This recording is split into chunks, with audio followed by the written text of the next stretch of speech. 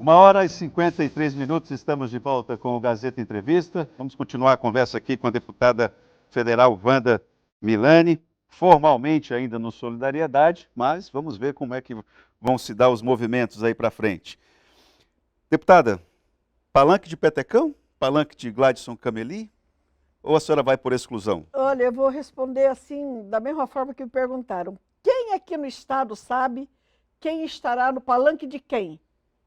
É especulação para todo lado. Todo mundo está curioso para saber quem vai ser quem. Mas a senhora subiria no palanque de Petecão? Não sei, eu falei agora há pouco que a dança das cadeiras estão bem grandes.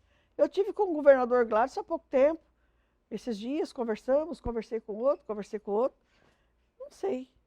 Eu respeito Petecão, é uma pessoa batalhadora, como respeito nosso governador, que acho que tem feito muito, como respeito outro candidato, mas eu acho que nenhum político em sã consciência vai vir aqui dizer para você, hoje eu estou com fulano das contas. Ninguém vai te dizer isso. A senhora falou que o governador Gladson Cameli fez muito. Uma obra, por exemplo, como a Orla do 15, que é ali da sua base eleitoral, ali, está ali.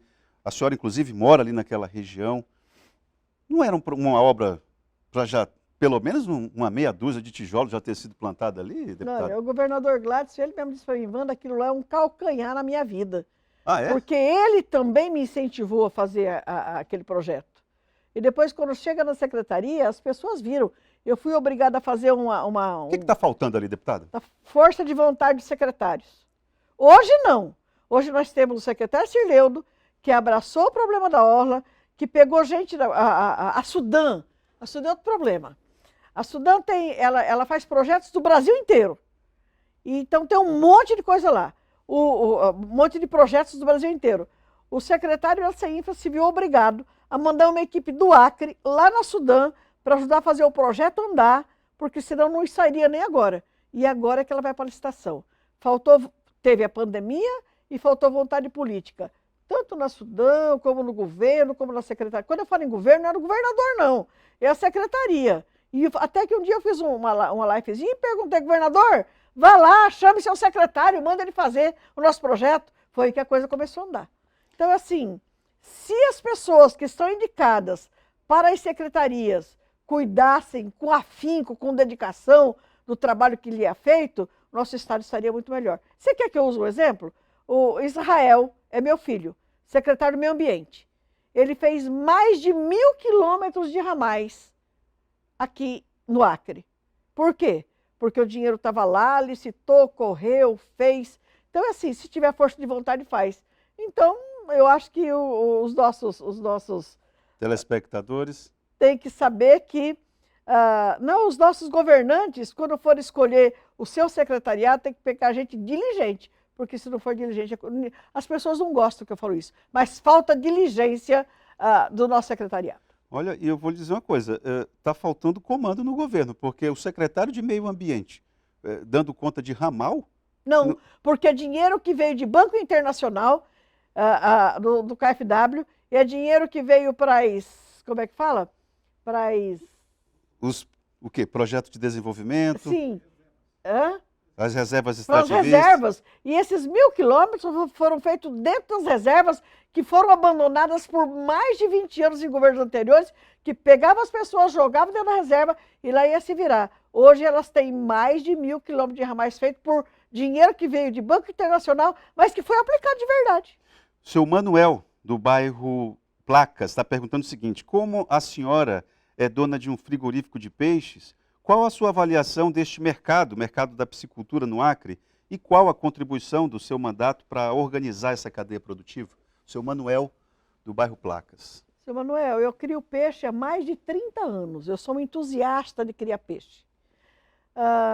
Nós tomamos a iniciativa de fazer um frigorífico porque nós entendíamos que seria a forma de fazer com que os produtores de peixes no estado tivesse um local próprio para poder vender sua produção, um local que desse suporte para que se criasse o peixe com abundância e tivesse saída.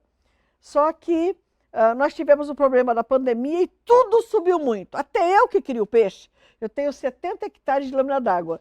Até eu que crio peixe, parei de criar. A ração subiu assim assustadoramente, Você, para fazer 1 quilo de peixe, acaba custando R$ 8, R$ 9 para vender a R$ 10, R$ 11.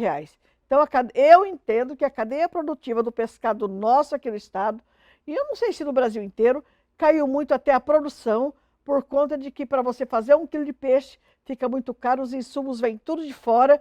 Então, até que o problema financeiro não resolveu no país, eu acho difícil continuar. O frigorífico está lá, né? Foi um investimento altíssimo e, no entanto, se eu falar para você que nós não tivemos ali 5% de lucro daquilo que nós investimos, essa é a grande verdade. Então, é triste a situação do piscicultor nosso. Não por falta de apoio do governo, é porque as coisas estão muito caras, os insumos caros e a produção fica cara. Custo de produção muito alto. Enganou todos os produtores, os eleitores, com promessas não cumpridas. Pergunta se ela lembra da promessa de luz no Nova Chiúma. É o Naldo que está falando. Boa tarde. Naldo, meu filho, você é mentiroso. Primeiro que o Nova Chiúma é o seringal nosso. E ele é Amazonas. Lá no Amazonas. A gente vai fazer nada no Amazonas. Nunca prometi luz, olha, para Santa Luzia, prometi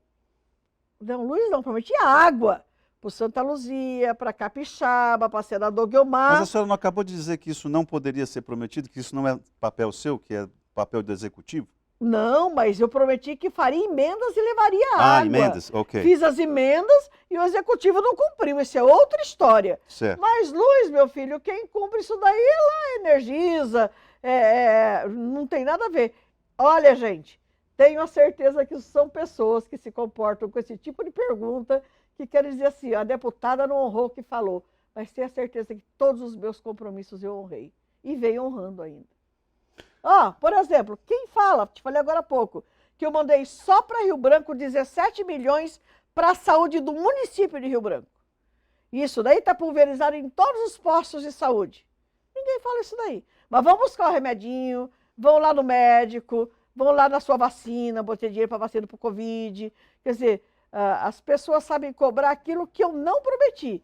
E aquilo que a gente fez, ninguém está olhando. Os postos de saúde do município de Rio Branco estão faltando até aquelas fitas para dosagem da glicemia, deputada. Pois é. A senhora tem conhecimento disso? Tenho conhecimento, do mas é uma boa glicosímetro? cobrança que eles têm que fazer para o executivo. Porque a minha parte com relação à saúde de Rio Branco, tenho a certeza que eu tenho feito. Foram mais de 17 milhões de reais encaminhados para a Prefeitura de Rio Branco. O José Rosa, do Santa Cruz, está perguntando o seguinte: por que o Legislativo não pode intervir no preço do combustível?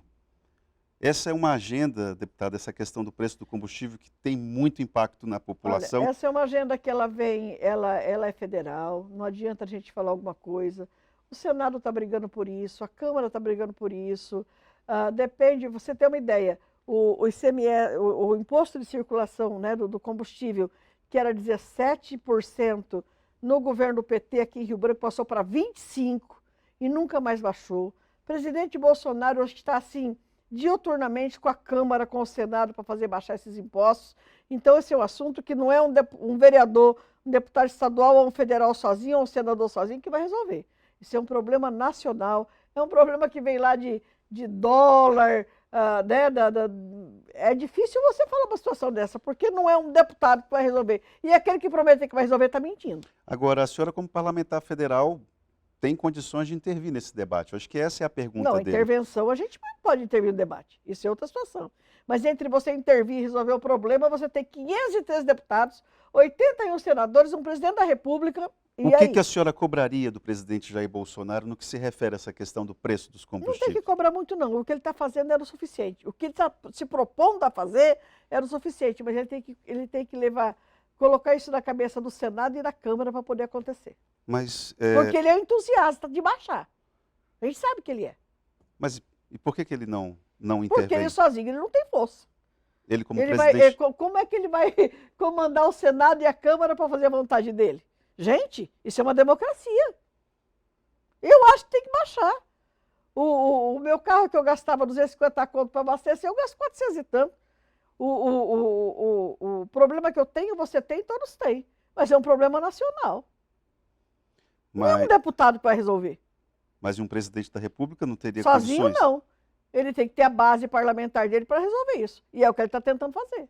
No que depender do seu apoio, o presidente Bolsonaro... Não tem a menor dúvida que a gente defende a cidadania, o nosso povo, a nossa gente. E o nosso povo, a nossa gente não está aguentando mais pagar gasolina cara, pagar tudo que está acontecendo caro, primeiro a inflação subir. Isso não depende só dele, depende do Congresso, da Câmara. E tenha certeza da nossa população. Estou do lado da nossa gente, porque nós temos gente passando fome, tá? Passando necessidade. Outro dia eu vi uma pessoa comendo farinha seca. Isso a gente, no Ministério Público, fazíamos visitas, abre a geladeira do cidadão, só tem água. E outros ainda numa panelinha que nem condizia estar lá. Nós temos muita gente passando necessidade, mas a culpa não é, vou dizer, a culpa é do presidente? O presidente está fazendo o que pode. Ele não poderia mudar a política de preço da Petrobras, por exemplo? Então, esse é um assunto. Eu sei que você está batendo nisso, a população está batendo nisso, mas é um assunto nacional que não cabe numa discussão nossa aqui, não. Ora, mas coisa não. Me diga, me fala, Não, como que você mas resolveria isso se fosse presidente? Não, eu não tenho essa resposta de forma tão simples, deputada, mas eu não sou deputado federal. Sim, Mas um presidente da República não teria formas de intervir na política de preços da Petrobras? mas depende da vontade dele, não é a gente que vai botar na cabeça do presidente. Tá certo. A população, quando vai escolher o presidente, aí é a oportunidade. Quando vai escolher o presidente, o governador, o prefeito, nós temos prefeituras aqui que estão super arrependidas de prefeitos que elegeram. Então, nós temos pessoas que estão arrependidas de ter elegido o Bolsonaro. Outros estão arrependidos de um dia ter eleito o Lula. Então, assim, nós somos os grandes responsáveis pelas mazelas do país. Nós, que eu digo, nós eleitores. Porque se nós aprendemos a escolher pessoas que realmente tomem a frente do país e resolvam a situação, nós não estaríamos nesse marasmo. Deputada, eu quero lhe falar uma coisa. Da mesma forma como eu peço para que os telespectadores respeitem o entrevistado, eu tenho que lhe pedir que a senhora também respeite o nosso telespectador, porque na medida em que a senhora chama um telespectador de mentiroso, e eu estou falando Sabe isso... por que eu posso chamar, Itaã? Mas- Eu posso chamar porque eu sei que eu nunca fiz uma promessa dessa. Eu jamais prometeria que levaria a luz, e ainda o que é pior, num local que não é nem o Acre. O Novo Acioma é um seringal E no que está Amazonas. no Amazonas, minha gente. Não, tudo bem. Eu acho que em relação a essa E quando questão as aí também. pessoas me procuram para a luz, por exemplo, o que eu faço? Eu pego a pessoa, vamos à Energisa, conversamos, vemos a possibilidade, vamos a Brasília, isso eu faço. Que é o meu papel, interceder para a nossa Isso, gente. sem Agora, eu não dúvida. posso estar aqui para ver um cidadão dizer que a senhora é uma mentirosa porque prometeu e não fez. É, o pau que dá engado dá um gato, cara. Tá certo. E a senhora está sendo cobrada em função desse comportamento aqui por vários telespectadores. Mas eu quero agradecer muito a sua vinda aqui, deputado.